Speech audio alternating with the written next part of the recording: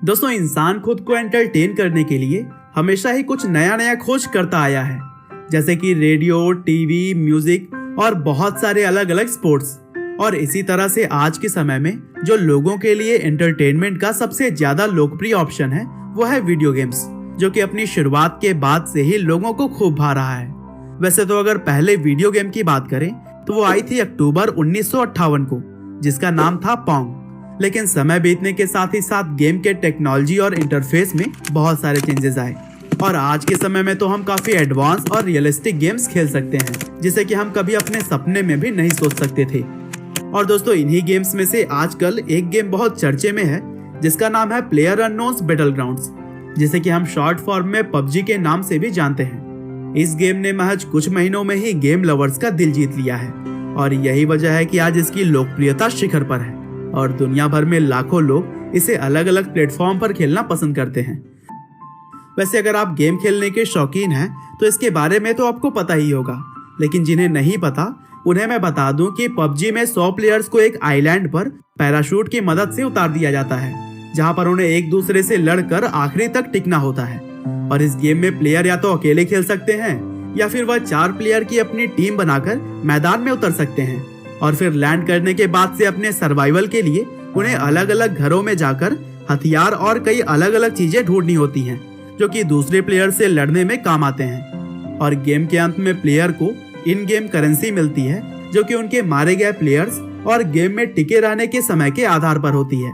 और इन करेंसी का इस्तेमाल गेम के अंदर ही हथियार और बाकी चीजों को खरीदने के लिए किया जाता है। तो दोस्तों, अभी तक यह तो हो गई गेम प्ले की बात, लेकिन चलिए अब हम जानते हैं कि इस गेम की शुरुआत कैसे हुई और इसे बनाया किसने।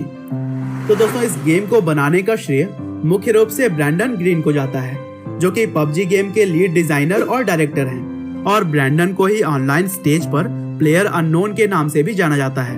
हालांकि दोस्तों, आपको बता दें कि ब्रैंडन अपने करियर के शुरुआत से कोई गेम डिजाइनर नहीं थे, बल्कि वह तो आयरलैंड में जन्मे फोटोग्राफर, ग्राफिक डिजाइनर और वेब डिजाइनर थे और अपने काम के लिए ब्राजील में रहा करते थे। लेकिन उन्हें गेम्स खेलना शुरू से ही बहुत पसंद था और वे Delta Force, black hawk down और अमेरिकाज आर्मी जैसा वीडियो गेम खेलना पसंद करते थे। और फिर एक दिन डेज गेम खेलते समय वह इससे काफी प्रभावित हुए और फिर उन्होंने डिसाइड किया कि वे अब गेम इंडस्ट्री में अपना करियर बनाएंगे। साथ ही इस डिसीजन में बैटल रॉयल नाम का एक जापानीज फिल्म ने भी उन्हें बहुत इंस्पायर किया। और फिर अब ब्रैंडन ने गेम इंडस्ट्री में कदम रखने के लिए थोड़ी बहुत प्रोग्रामिंग सीखी और फिर आगे चलकर उन्होंने कई सारे गेम्स में कमियां खोजकर उनमें बदलाव किया। दरअसल ब्रैंडन एक ऐसा गेम बनाना चाहते थे जिसे कि प्लेयर कितनी भी बार खेल ले लेकिन उसका मन न भरे। और उनकी काफी अलग सोच से प्रभावित होकर सोनी ऑनलाइन एंटरटेनमेंट ने उन्हें अपनी कंपनी में H1Z1 गेम की डेवलपमेंट के लिए बतौर कंसल्टेंट शामिल कर लिया। हालांकि इस गेम पर काम पूरा हो जाने के बाद से ब्रैंडन ने कंपनी को अलविदा कह दिया। और दोस्तों, ठीक ब्रैंडन की तरह ही सोच रखने वाले एक और व्यक्ति थे, चैंग हैन किम, जिनकी साउथ कोरिया में एक गेम डेवलप करने वाली कंपनी थी और इस कंपनी का नाम था गिन्नो गेम्स। हालांकि आगे चलकर जनवरी 2015 में इसका नाम बदलकर ब्लू होल कर दिया गया था। और चैंग हैंग किम भी उस समय एक बैटल रॉयल गेम बनाने की सोच रहे थे। और फिर जब उन्होंने गेम बनाने के लिए रिसर्च शुरू की तब उन्हें ब्रैंडन ग्रीन की काबिलियत के बारे में पता चला और फिर उन्होंने ब्रैंडन को साउथ कोरिया बुलाकर अपने गेम बनाने के कॉन्सेप्ट को शेयर किया। और इस तरह से एक दूसरे से मीटिंग के बाद दोनों ने एक साथ पबजी गेम पर काम करने का फैसला ले लिया। और फिर काम को स्टार्ट करने के बाद से इस गेम को बनाने में 1 साल की डेडलाइन रखी गई।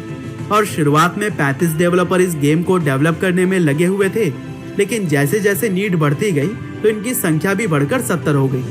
और मार्च 2017 तक इस गेम का early access beta program launch कर दिया गया, जो कि गेमर्स को बहुत पसंद आया।